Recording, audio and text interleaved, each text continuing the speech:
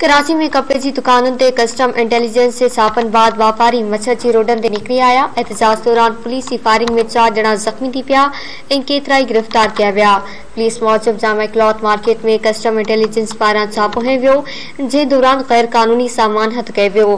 Police Mujib custom की कार्रवाई खिलाफ रेस्को चौक ते वापारिन ऐं रवासिन पारां एहतजाज कयो वियो, जंहिंखे मुंहुं ॾियण लाइ मुख़्तलिफ़ थाणनि तां पुलिस की इज़ाफ़ी नफ़री तलब कई वई।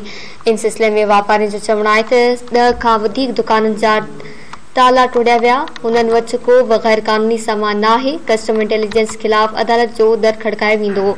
वापारिन जो वधीक चवणु हो त पुलिस जी फायरिंग में 4 माण्हू ज़ख्मी बि थिया आहिनि। वाक़े खिलाफ अॼु सुबुह जामा क्लॉथ मार्केट साम्हूं धरणो हयो वेंदो।